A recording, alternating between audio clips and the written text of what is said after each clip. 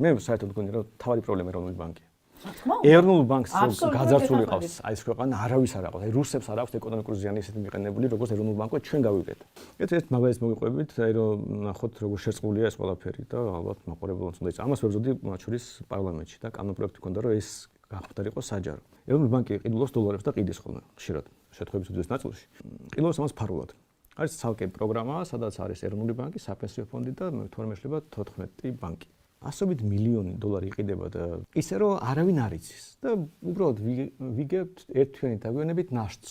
ანუ რამდენი გაყიდეს იცით არ ვიცით. ნაშთი რამდენი იყო იმას ვიგებთ. შეიძლება მილიარდი გაყიდეს და მილიარდ 100 მილიონი იყიდეს, მაგრამ ნაშთი იქნება 100. და ამას აქვეყნებენ მარტო.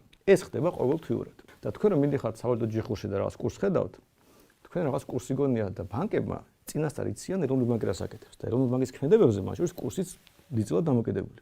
ამიტომ მათ შეუძლიათ დოლარის კურსის უკეთესი პროგნოზირება ვიდრე თქვენ.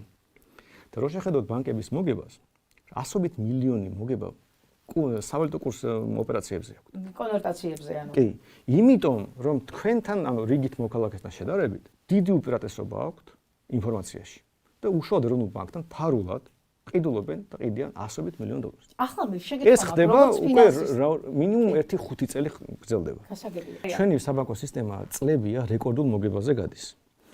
რამდენიმე წელი საერთოდ სოფლიო ლიდერები ვიყავით, 10-ში შევდიოდით. და მიუხედავად ის რომ რეკორდული მოგებები გვაქვს, არც ერთი მსხვილი უცხოური ბანკი არ არის შემოსული ჩვენ ქვეყანაში. იცით რატომ? იმიტომ რომ ეროვნული ბანკი არ უშვებს. აქ რო ეს არ ყოფილიყო. შემოსული იყო სხვა ბანკები, ყოფილიყო კონკურენცია. ბანკი ეცდებოდა გაეკეთებინა ის საქმეც კარგად იცის, ანუ ფულის გასესხება. და არა ისაც ზოგადად სულად იცის, შენებლობა.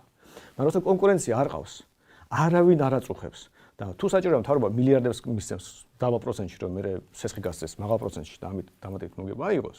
თუ ასე სიტუაცია, მაშინ სამშენებლო ბიზნესაც გავაკეთებ, ლუდის წარმოებასაც და კიდე რასაც მინდა იმას გავაკეთებ.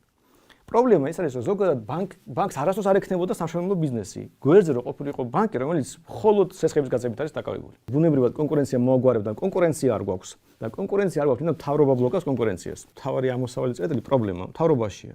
მთავრობა რომ მოხსნას ახლა ბანკების დაცვა, ბანკების სუბსიდირება ხელოვნურად. მაშინ სხვა თუ არაფერი, იყოს საქართველოს ბანკი თავისი იმით ამ თავისი ბიზნესებით, შენებლობის და რაღაც, მაგრამ სხვა რო შემოვიდეს, გერმანული ბანკი რო შემოვიდეს. დაიწყოს სესხის გაცემა, მაგრამ მარტო სესხის გაცემა, ის უფრო დაბალ პროცენტში გაცემს სესხს. უკეთეს პირობებში გაცემს და რას იზამს საქართველოს ბანკი? იძულებული იქნება თავის საქმეს მიხედოს.